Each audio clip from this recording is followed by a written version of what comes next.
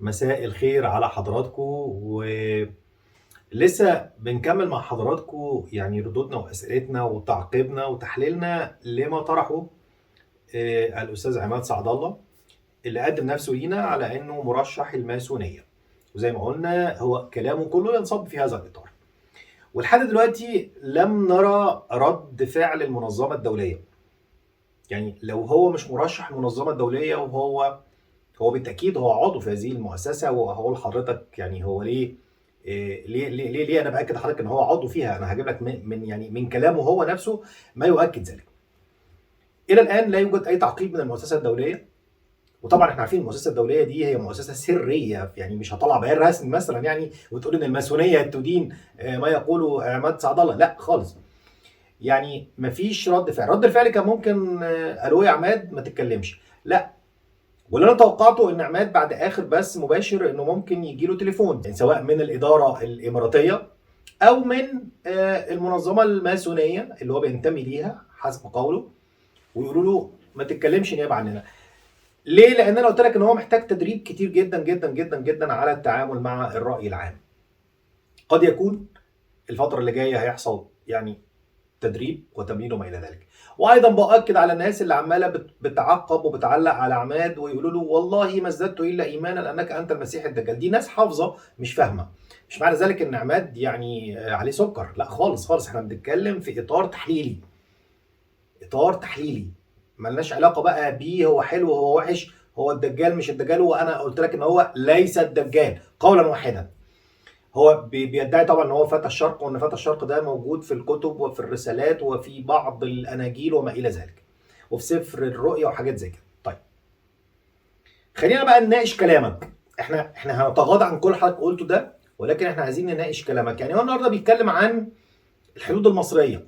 هو لا يعترف بحدود سايكس بيكو. سايكس بيكو طبعا هذه الاتفاقيه التي تمت في العام 1916 بين مارك سايكس وبين فرانسوا بيكو في عام 1916. هو بيقول لك انا لا اعترف بهذه الحدود، وهذه الحدود طبعا او هذه الاتفاقيه اللي هي سايكس بيكو دي اللي قسمت العالم في وضعه الحالي القائم.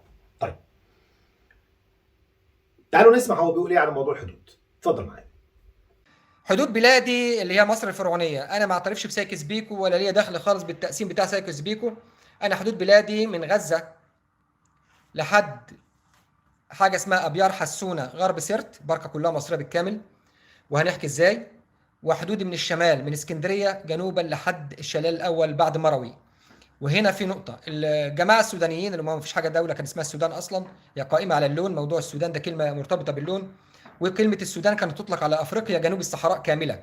السودان الأنجلو إيجيبشن اللي هو المصري الإنجليزي اللي هو السودان الحالي، كانش موجود حاجة اسمها كده. وفي السودان الفرنسي اللي هي تشاد والنيجر والدول دي، وفي السودان البلجيكي اللي هي كانت الكونغو. فالدول دي كلها كان بيطلق عليها السودان. زي ما سمعت حضرتك كده هو بيتكلم بيقول لك ان حدود مصر الابيار حسونه والغزه والسودان دي ما فيش حاجه اسمها سودان وين.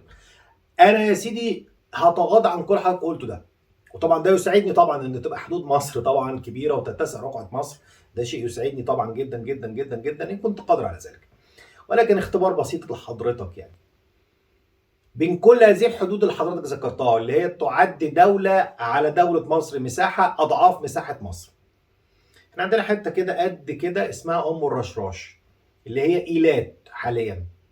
تقدر حضرتك ترجعها ودي مصريه، اسمها ام الرشراش المصريه اللي هي حاليا ميناء ايلات. تمام كده؟ تقدر حضرتك ترجعها وتبقى مصريه. تمام كده؟ لو حضرتك قادر على ده قول لي، انا اتمنى من حضرتك اجابه. وطبعا حضرتك دايما بتتباهى بعلاقتك بالاسرائيليين، والان ايلات هي ميناء داخل الدوله المحتله الاسرائيليه. فانت بعلاقتك باسرائيل تقدر ترجع لنا حقنا اللي هو ام رشاش؟ اتمنى من حضرتك اجابه، واجابه تكون مقنعه. وانا منتظر من حضرتك اجابه في موضوع في ملف الحدود اللي حضرتك ذكرته تحديدا. تمام.